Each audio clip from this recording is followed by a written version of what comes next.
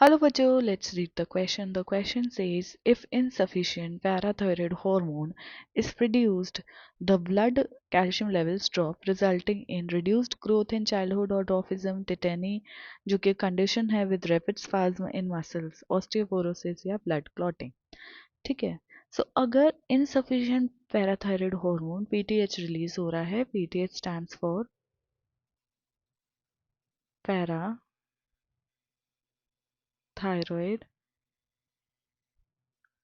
hormone. ठीक है. इसका मेन काम क्या होता है, ये हार्मोन जो है ये हाइपर कैल्सिमिक हार्मोन है, यानी कि कैल्शियम लेवल्स को, कैल्शियम आयन के लेवल्स को ब्लड के अंदर इंक्रीज करता है ये. ठीक है. सो कैल्शियम आयन के लेवल्स को इंक्रीज रखता है इन ब्लड, राइट. ठीक है. सो फर्स्ट ऑप्शन जो गिवन है कि रिड्यूस्ड ग्रोथ इन चाइल्डहुड और ड्रॉफिज्म. ठीक है. सो यहाँ पे ये बोला है कि अगर इनसफिशिएंट पैराथायराइड हार्मोन प्रोड्यूस हो रहा है और ब्लड में कैल्शियम लेवल उसका लो हो रहा है, तो उससे रिड्यूस्ड ग्रोथ होगा इन चाइल्डहुड और ड्रॉफिज्म. तो ग्रोथ रिड्यूस कब होता है, जब ग्रोथ हार्मोन कम रिलीज हो रहा है फ्रॉम पिट्यूटरी. एंटीरियर पिट्यूटरी जो है वो ग्रोथ हार्मोन रिलीज करता है, वो अगर कम सिक्रीट हो रहा है तो हम उसको बोलते हैं कि उस कंडीशन की वजह से क्या हो सकता है, डॉर्फिज्म हो सकता है.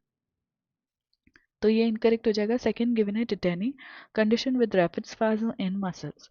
कैल्शियम आयंस ब्लड में लो होने की वजह से, यानी कि हम बोलें कि अगर पैराथायराइड हार्मोन का प्रॉपर सिक्रीशन नहीं हो रहा है, उस वजह से क्या होता है, रैपिड स्पाज्म होने लगते हैं मसल के अंदर, क्योंकि मसल जो है वो कॉन्ट्रैक्टेड रहता है, तो रैपिड स्पाज्म होते हैं. उस कंडीशन को हम टिटेनी कहते हैं. तो इनसफिशिएंट पीटीएच की वजह से क्या होता है, टिटनी हो सकता है. सेकेंड ऑप्शन करेक्ट जा रहा है हमारा. थर्ड, ऑस्टियोपोरोसिस गिवन है. ऑस्टियोपोरोसिस में पीटीएच के लेवल्स जो होते हैं, ऑस्टियोपोरोसिस तब होता है जब पीटीएच के लेवल यानी कि पैराथायराइड हार्मोन के लेवल जो हैं वो रेज्ड रहें. पैराथायराइड हार्मोन के लेवल जब रेज्ड रहते हैं तो बोन से वो कैल्शियम को क्या करता है, ले लेता है और ब्लड में भेज देता है. तो बोन्स के अंदर पोर्स क्रिएट हो जाते हैं उस वजह से. ठीक है. बोन से भी कैल्शियम को रीअब्जॉर्ब कर लेगा, और उस बहुत ज़्यादा अमाउंट में, जब कैल्शियम को बहुत ज़्यादा अमाउंट में रीअब्जॉर्ब कर लेगा बोन से भी, तो पोर्स क्रिएट हो जाएंगे. पोर्स से ऑस्टियोपोरोसिस हो जाता है. ठीक है. तो ये ऑप्शन भी इनकरेक्ट हो जाता है. देन ब्लड क्लॉटिंग भी इनकरेक्ट हो जाता है. हमारा जो करेक्ट ऑप्शन है वो चला जाएगा ऑप्शन नंबर 2. इसके रिगार्डिंग इन्फॉर्मेशन आपको 11th की न्यू एनसीईआरटी में पेज नंबर 227 पे मिलेगी. आई होप कि आपको क्वेश्चन अच्छे से समझ आ गया है.